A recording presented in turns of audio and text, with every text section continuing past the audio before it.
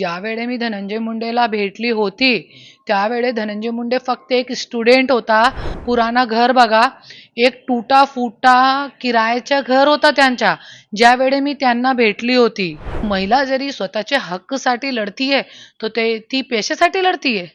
अरे, मंत्री झाल्यानंतर तुम्ही गप्प बसू शकत होती ना. तुमच्यावरती आरोप होतोय, तुम्ही या सगळ्या गोष्टी इतक्या वर्षानंतर काढतायत. हे सगळं पैशासाठी तुम्ही करता असा वारंवार आरोप सगळे करता. म्हणजे धनंजय मुंडेंकडनं तिकडनं केला जातो, काही लोकांकडनं आरोप केला जातो. यात कितपत तथ्य आहे? बघा, 27 वर्ष कोणी आज ज्यावेळे माझे हस्बंड मी धनंजय मुंडेला जवळ-जवळ 1-2 वर्ष अगोदर भेटली नाहीये. ज्यावेळी मी धनंजय मुंडेला भेटली होती, त्यावेळी धनंजय मुंडे फक्त एक स्टुडंट होता आणि परलीमध्ये तुम्ही जाऊन त्यांच्या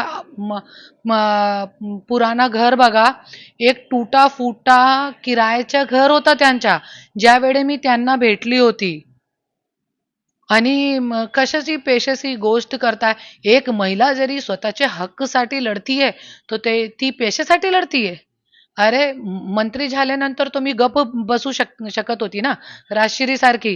और राजश्री का भाई, बाप, उसकी बहन सब जमीनें खा खा के बैठे धनंजय मुंडे के नाम पे. आज ज्या प्रोग्राममध्ये तुम्ही बघा, राजश्रीची बहीण प्रत्येक प्रोग्रामामध्ये असतीये. काय त्यांच्या लेना घेणं? काय लेना घेणं आहे? हां, त्या राजश्रीची बहीणच्या. पण ती येते ना प्रोग्राममध्ये, ते सगळे लोक माझे नवऱ्याचे पैसेचे जोरावर माच करताय आणि त्यांच्यावरती कोणत्याही व्यक्तीचं लक्ष नाहीये. आज धनंजय मुंडेला सांभाळणारी जरी कोणी होता, त्यांची आईपेक्षा जास्त जरी कोणी सांभाळलाय, तो मी आहे. मी अगोदर पण सांगितलेलं आहे की धनंजय मुंडे आणि माझा रिश्ता फक्त बायको आणि नवऱ्याचा नाही होता. असं बाळसारिका मी सांभाळून घेतलेला आहे त्यांना.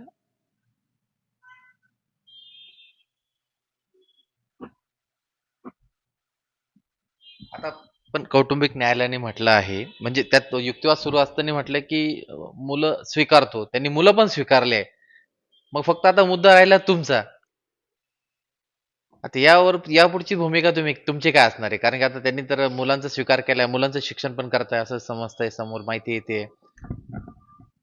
मी एकच सांगणार आहे की मुलं जे आहे ते स्वीकारणारी वस्तू नाही आहे. तुमचे अंश आहे तो.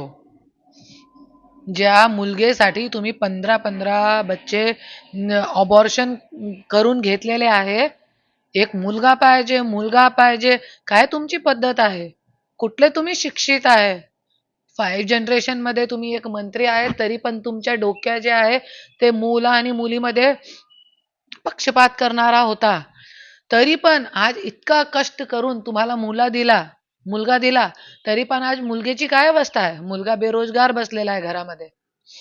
त्यांचं काय शिक्षण नाही, काय नाही, असंच बसलेला आहे. काय केलंय धनंजय मुंडेंनी? त्यांच्या बाप म्हणून. आणि मुला-मुली कोई स्वीकारणारी वस्तू नाहीये. काही वस्तू नाहीये जे तुम्ही स्वीकारताय. ते देवाने तुम्हाला दिलेलं आहे. तू स्वीकारणारी चीज नाहीये. आणि हे म्हणताय की तुम्ही नाव दिलेलं आहे. अरे, कशाचं नाव दिलेलं आहे? तुमच्या बापाचा भंडारा आहे का? बापाचा भंडारा आहे की जे तुम्ही प्रसाद म्हणून बांटताय तुमचं नाव? असं नाहीये.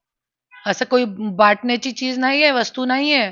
मी जरी माझ्या घरामध्ये जे बाथरूम धुणारा कामवाला आहे ना, त्याचा जरी मी नाव लावला, तर माझी इतकी पण औकात नाहीये की मी त्यांचं नाव लावू शकतो. सोशल मीडियाच्या भाऊ गर्दीत विश्वासार्हतेने चकाकणारे नाव म्हणजे लेट्सअप मराठी. सगळ्या नागरिकांना ती स्पीच ती लेट्सअप वरील मुलाखती म्हणजे विचारांचा खजिना. त्यानंतरच्या निवडणुकीमध्ये मला सोडून गेले. बातम्या केवळ वस्तुस्थिती सांगणाऱ्या, न प्रोपगंडा, फक्त जनतेचा अजेंडा. क्योंकि आने वाला कल जाने वाला है, जाने वाला कल आने वाला है. राजकारण, मनोरंजन असो की क्रीडा क्षेत्र, महाराष्ट्राची स्पंदने संवेदनशीलतेने टिपणारे माध्यम म्हणजे लेट्सअप मराठी. जगासोबत एक पाऊल पुढे राहण्यासाठी लेट्सअपचे ॲप, सोशल मीडिया आणि वेबसाईट सोबत कनेक्टेड रहा.